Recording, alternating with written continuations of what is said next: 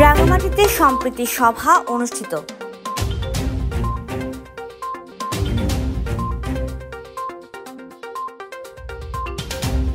রাঙামাটিতে সাম্প্রদায়িক সম্প্রীতি ফিরিয়ে আনতে সদর উপজেলা প্রশাসনের উদ্যোগে সম্প্রীতি সভা অনুষ্ঠিত হয়েছে। বৃহস্পতিবার সকালে উপজেলা পরিষদ সম্মেলন কক্ষে আয়োজিত সভায় প্রধান অতিথি ছিলেন রাঙামাটি জেলা প্রশাসক মোহাম্মদ মোশাররফ হোসেন খান। সদর উপজেলা নির্বাহী কর্মকর্তা রিফাত আসমার সভাপতিত্বে জেলা police super doctor SM. Farhad Hossain, অতিরিক্ত জেলা প্রশাসক শিক্ষা ও আইসিটি নাসরিন সুলতানা, অতিরিক্ত পুলিশ সুপার সদর সার্কেল মোহাম্মদ সাইফুল ইসলাম, জেলা বিএনপি সভাপতি দীপন তালুকদার দীপু, সাধারণ সম্পাদক মামুনুর রশিদ মামুন, জেলা জামায়াতের আমির আব্দুল আলিম, জেএসএস সভাপতি গঙ্গা মানিক চাকমা, শিক্ষাবিদ নিরূপা দেওয়ান, বিপ্লবী ওয়ার্কার্স পার্টির সভাপতি আবুল কাশেম, মাসাস প্রতিনিধি মন্টু মার্মা, ত্রিপুরা কল্যাণ ফাউন্ডেশনের সভাপতি বিদ্যুৎ কান্ত্রিক ত্রিপুরা, খিয়াং সম্প্রদায়ের প্রতিনিধি ফাইতু খিয়াং, তঞ্চঙ্গা সম্প্রদায়ের প্রতিনিধি অজিত কুমার তঞ্চঙ্গা, হিন্দু বৌদ্ধ খ্রিস্টান ঐক্য পরিষদের সভাপতি অরূপ মুৎসুদ্দি, বনরূপা ব্যবসায়ী সমিতির প্রতিনিধি আব্দুল কাদের, উপজেলা পরিষদ জামে মসজিদের খতিব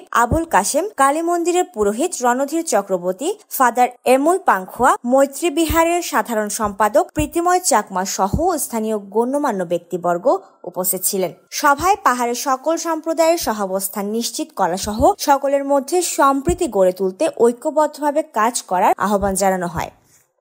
This report, CHT TV.